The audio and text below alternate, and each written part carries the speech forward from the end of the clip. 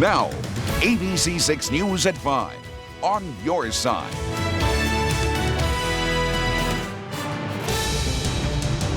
The number of people hurt in that mass shooting in San Bernardino, California has gone up. During the last update with police, investigators say 21 people were hurt.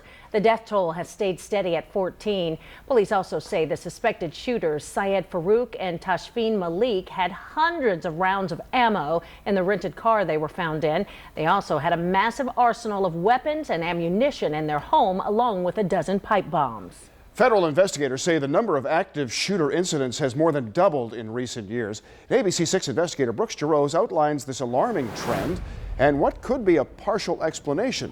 Brooks? Bob, the San Bernardino mass killing was unique because FBI statistics show most active shooters are lone wolves. Warning signs include a radical change in appearance or suddenly becoming withdrawn. Half of the shooters suffer from mental illness, and the key is getting them help early before more lives are taken.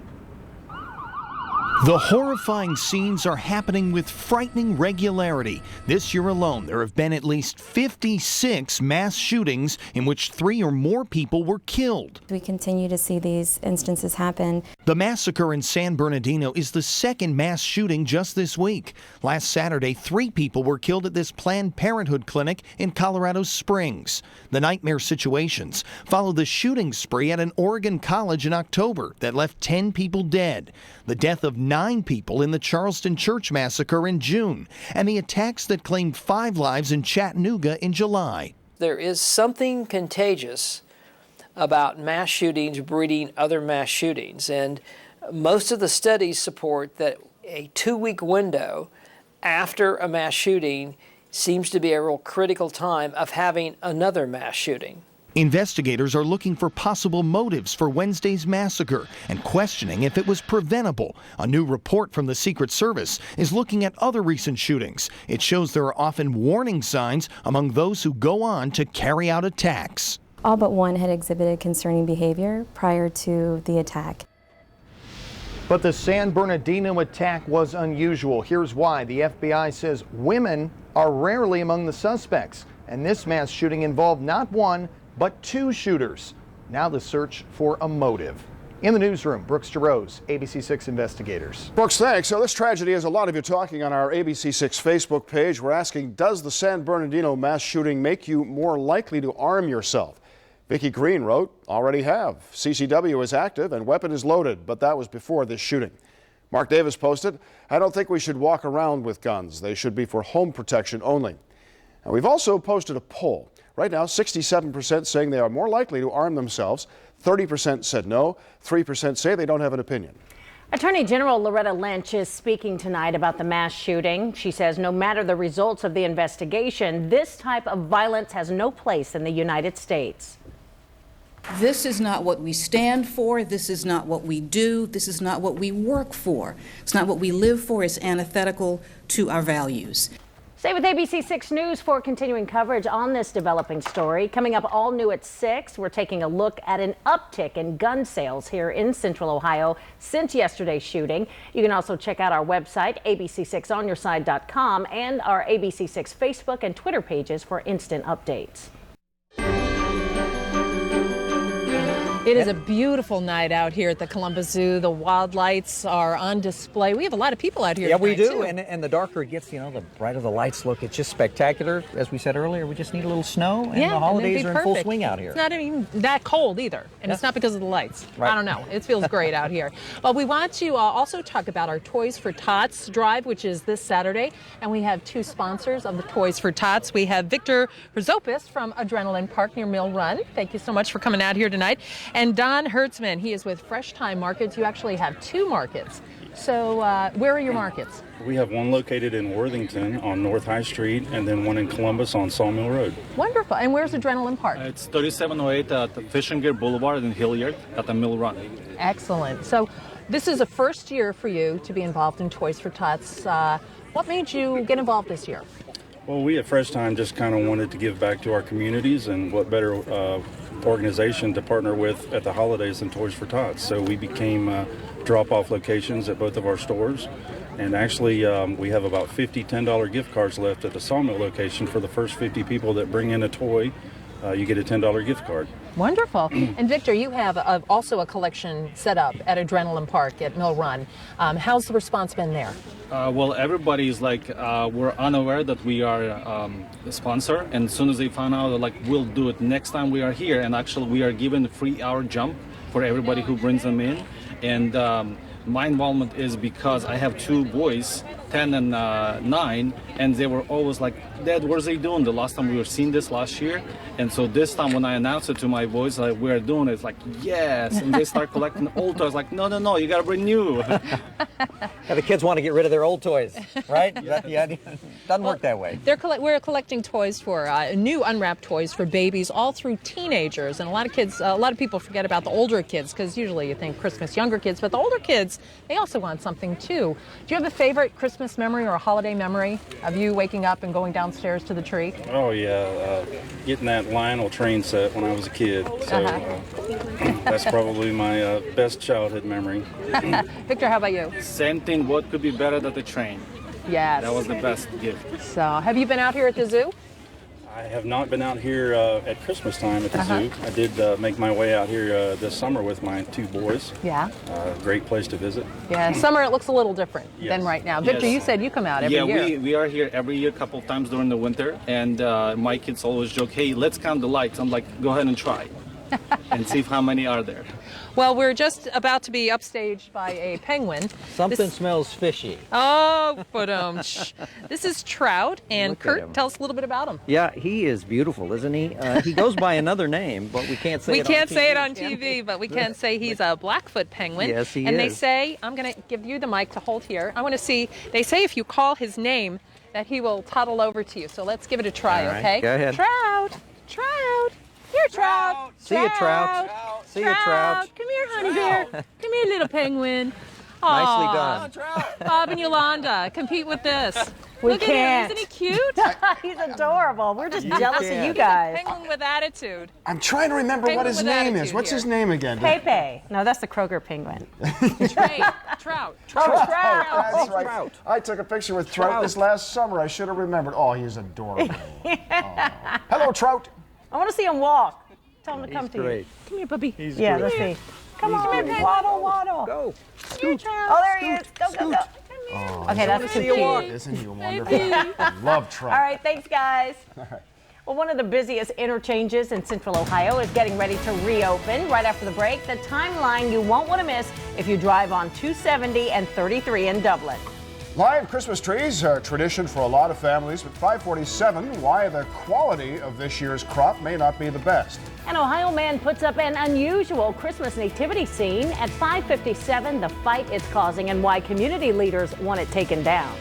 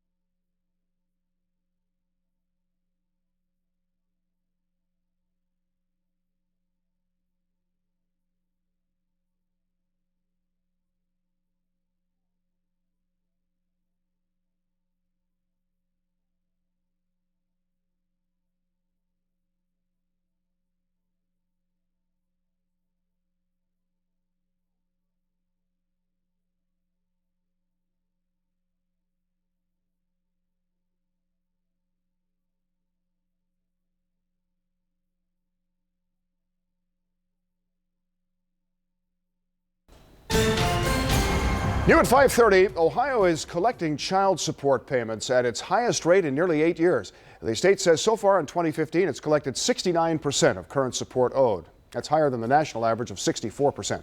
State leaders say they have aggressively stepped up collection efforts over the past 3 years. Christmas is coming early for Dublin drivers. US 33 East will be reopened tomorrow morning at 5 o'clock. It'll also include a ramp that will carry 33 East to 270 South. And by Saturday, all of 33 East and 33 West will be reopened. Construction carrying traffic into Dublin finished a week ahead of schedule. ODOT says drivers may not notice a big change, but the progress is a big step. We're changing the transportation landscape of this community and of this area of the state, and it's going to benefit millions and millions of people for decades to come. That's pretty exciting for us. Now, there will be ramp and lane closures next year as part of the $2.4 billion projects. The interchange project should be done in 2017. A lot of you will be buying live Christmas trees over the next couple of weeks. At 5:47, why the quality of this year's crop is suffering. And the Pentagon makes a landmark move when it comes to women in the military. At 5:55, the new roles they'll now be allowed to have.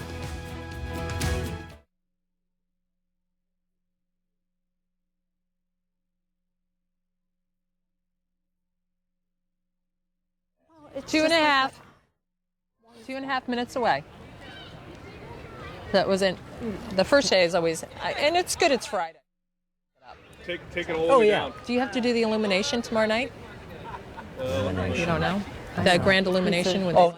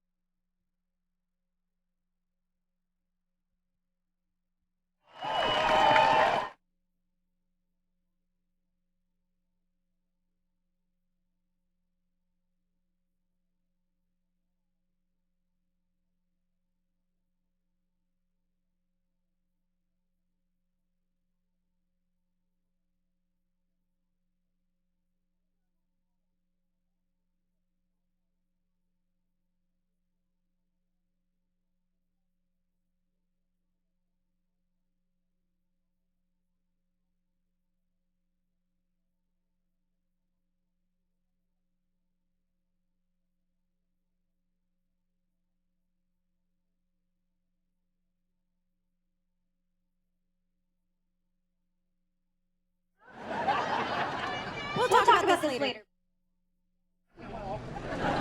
But right now.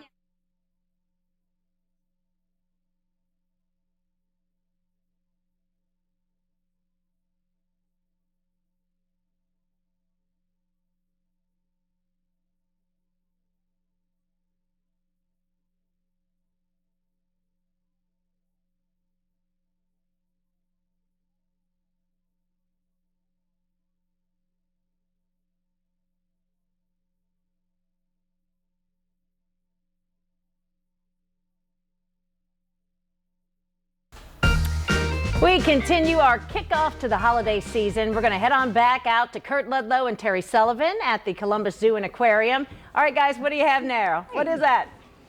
Well, we'll get to it in just a second. First, we want to let you know if you're coming out here, the light show begins at 5:45. You can see the lights flickering behind us, and the music normally you can hear, but they've turned it down because we're here today. Yeah. But we know this is the best zoo in the country, but they also have the best lights in the country, and you can vote once a day, right? That's by going correct. to 10best ColumbusZoo.com and vote for the Columbus Zoo lights best in the country. And we're in competition right now with Cincinnati Zoo and Toledo let them Zoo. beat And we us. cannot let them no. beat us, guys. We are the #1 zoo, and we have the greatest support in this community. So you guys can vote once every day. You can vote from your cell phones, your home computers. Okay. So we're going to vote, and then we'll vote for the cutest animal. Look at this little Look guy. at this little guy. This is Grayson. And this is a little baby gray kangaroo. And he's, believe it or not, he's about 9 months old. So is he still a joey? He's still a joey. I learned something. And that's because when kangaroos are born, you know, they're about the size of a jelly bean. And they crawl out into their mother's pouch, and that's where they develop. But unfortunately, sometimes they fall out of their mother's pouches, and they're not real maternal because the babies are pretty self-sufficient inside that pouch. And so oftentimes we get them here at the Columbus Zoo and we raise. He went back in. But what he's in, this is our man-made pouch. I always tell people it's not my tacky purse. So if you see me carrying around what you think is a tacky purse, there's probably a joey stuffed in the bottom of it. So people are stuck on what to get people for Christmas. You can adopt an animal here at the zoo. Absolutely. We have many animals they can adopt, and you can also do a zoo membership. And another thing people don't realize is you can get Zoombezi Bay passes. So you can, you could buy passes for grandkids or children for next year. And it's just a great thing. And the other thing is we have an incredible gift shop. So we've got all sorts of really cool things. In fact, I do a lot of my Christmas shopping there, I have to admit. Your family knows what to expect every year. Another zoo mug from Susie. Exactly. Little hat. All right, we're going to go back to the desk in just a moment. But Bob and Yolanda, we're going to see if Trout is going to make another appearance. I'm going to hand Maybe you off. can help Bill with the weather later. Come here, Trout. Trout, come here. Oh, here he comes. Looky here. Here he Bring comes. the camera down. We can't see. He's very curious. And you know, I wanted to bring the There you Okay, go. we can't see him right now. Okay, now, now we see. Now we see. You're in the light, Trout. Scoot him over. There he goes. He's so got cute. his tuxedo You know, a on. lot of people think of Christmas and they think of penguins. And realistically, there are no penguins on the North Pole. Yeah. Most penguin species are in the southern hemisphere. Okay, more fun facts about animals coming up, but back to you right now. He knows he's on TV. He's flossing for the cameras. Thanks, guys. We'll do at 5:30. A dry summer is killing Christmas trees in the Evergreen State. Take a look. This is Ruth Heff's family farm in Washington. She says the western drought killed 25% of her trees. It doesn't look great for the survivors, many of which have brown needles and dry limbs. And Heff says those aren't ideal for the living room. Oh, they're not going to die, but they just don't look ideally healthy for a Christmas tree. It's just luck of the draw. That's what being a farmer is in this country. You just always deal with weather.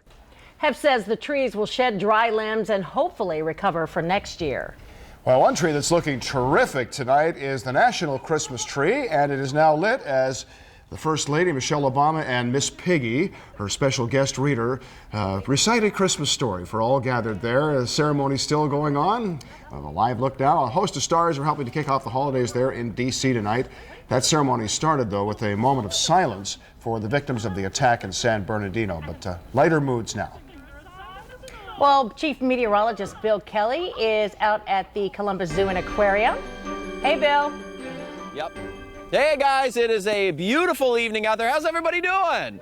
Yeah, we got a nice little crowd. Trout is actually trying to make an appearance, but he's a little small. He can't quite fit in the frame here. But I tell you what, it is a beautiful night. If you want to go out and come here to the zoo or just spend some time outside, you're going to be just fine. Gloves, hat, earmuffs, those types of things. Otherwise, you're good. Look at the numbers. It is chilly, don't get me wrong. I mean, we're temperatures in the mid-30s right now. We have 38 around Chillicothe. It's 39 here in Columbus. We have 39 around Newark. But when you add some wind to it, the numbers feel a little bit less than that. But the good news is, at least where we are here, there's not much of a wind. It does knock it down, though. 34 in Columbus, 34 around Dublin. We have 35 in Newark, 34 down around Lancaster. So prepare for mid and low 30s if you're going out this early evening, and you're going to be just fine. You don't have to worry about rain. You don't have to worry about snow or ice. A lot of clouds. They're still hanging on. Very, very slow to leave as we go on into the day today. But tonight, I expect the clouds to break. And that's going to act, it's basically going to allow us to cool down because the clouds act like a blanket. When they're gone, you get the heat that re-radiates back out to space, and temperatures are going to clear out. And that's what we're showing you here on our future cast, hour by hour. Notice how things really start to clear out. Watch tomorrow. We're going to have a few clouds in the morning, but then by the afternoon, unlike today, those clouds really should start to break up. And then we have a fair amount of sunshine out. That is going to help rebound those temperatures up above normal again we're into the upper 30s, low 40s today. Tomorrow we're going to be closer to the upper 40s and getting close to 50 degrees. So for tonight, it's going to be a cloudy start, then clearing overnight. We're down to about 27. Some of the outlying spots cooler than that. And then as we head on into your day tomorrow, 48 degrees with just a lot of sunshine out there. I think it's going to be great. Beautiful on Saturday, too. Saturday is looking fantastic. How about 50 degrees? And then 49 on Sunday. Monday, we're going to see another dry day. But then Tuesday and Wednesday, we're going to see possibly a few showers.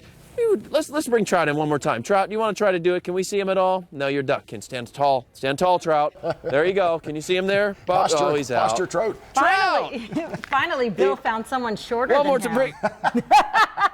Okay, I told you want to hit the softballs. Come on now, that's easy. Now, one more time. One more time, Trout. There you are. How you doing, buddy? Can you stand tall? Nope, he's out. He's like, I'm out. All right, guys, we'll send it back to you. I'm out. Don't want anything to do with the green wall. It's fine. Great, Bill. Thanks so much. Well, the holiday fun isn't over. Tomorrow night is the Grand Illumination. ABC 6 helping to light up the Scioto Mile with Columbus Parks and Rec. And join us live at Bicentennial starting right here on ABC 6 News at 5. Well, there are new calls tonight for extra security at Ohio's largest military base. Right after the break, the security scare that's causing concern.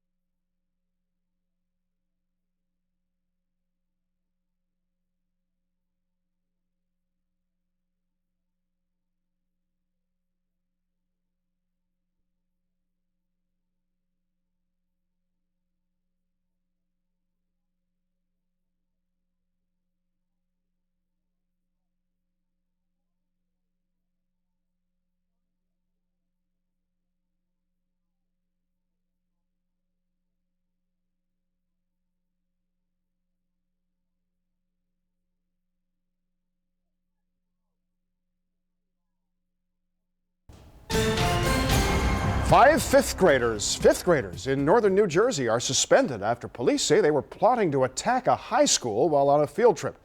Investigators say that the students were supposed to stop at the high school yesterday. They say they tried to use a device filled with cinnamon and vinegar. Police say it probably wouldn't have hurt anybody, but they say it wasn't a prank either. A security breach at Ohio's largest military base is prompting new calls for security improvements. Representative Mike Turner says he wants more guards at Wright-Patterson Air Force Base. Last month, a man drove past a guard and entered a building. He was stopped after not having a security badge. Officials at the base aren't saying if there will be added security. Two pilots are dead after an Army helicopter crash in Tennessee. Crews found the wreckage about 12 miles from Fort Campbell, Kentucky last night. Investigators say the crash happened during a routine training operation. They aren't sure what caused the chopper to go down. All combat jobs, including infantry units, will be open to women beginning next year. Defense Secretary Ash Carter made that announcement this afternoon, and it goes against a request by the Marine Corps. Carter says all branches of the military have until December 31st to allow women into its units, including special ops. Right now, there are about 240,000 male-only jobs in the military. Police arrested 8 protesters in Minneapolis as they cleared out the camp that the protesters had been staying in for weeks. They've been staying near the site where Jamar Clark was shot and killed by police on November 15th. Police used heavy equipment to remove the tents, blankets, and fire pits. The FBI is now investigating Clark's death. The former CEO of Massey Energy has been convicted of conspiring to violate mine safety laws. Jurors found Don Blankenship guilty in federal court in West Virginia this afternoon. He was acquitted on 2 other counts. 29 miners died in a massive explosion at Massey's Upper Big Branch mine in 2010. Blankenship only faces 1 year in prison for this conviction of what is a misdemeanor. New information. The mother of a teen beaten to death at an upstate New York church says she played a role in his death. Deborah Leonard says she used an extension cord to beat and whip her sons in the chest. She says she and her husband, along with their daughter and several church members, beat the boys for 12 hours as part of a counseling session. She told the court she believes their pastor is a prophet who wanted the boys to confess their sins. Lucas going to a different church, was that a problem with your church? Would that be frowned upon? Yes. Were you concerned that you'd be in trouble if the members of the church, Tiffany and the other members of the church, were to find out that Lucas was going to a different church? Yes. Lucas died of blunt force trauma. Leonard is out of the hospital. Leonard faces 7 years in prison for murder. Other church members face assault charges. Tonight, a court has found Olympian Oscar Pistorius guilty of murdering his girlfriend. South Africa's Supreme Court of Appeals overturned an earlier conviction of manslaughter. Now, the appeals judge found that a lower court failed to consider whether Pistorius knew his action would result in death. That is required in South African law. Pistorius killed his girlfriend Reva Steenkamp in February of 2013 after shooting 4 times through a locked bathroom door. Well, now he'll be resentenced and faces up to 15 years in prison. New at 5:30, Cincinnati man's zombie nativity scene is rubbing some people the wrong way. The baby Jesus, Joseph, Mary, and the wise men are all zombied out. Jason Dixon started it last year as a publicity stunt. Dixon says Sycamore Township could fine him $500 a day after denying him a permit for it. Team coverage tonight of our big story, the mass shooting in California. New information about the background of the suspects coming up, plus a closer look at the gun debate following the shooting, what both sides are saying about gun laws, and a 3-year-old shot on the east side, what police say happened inside the home.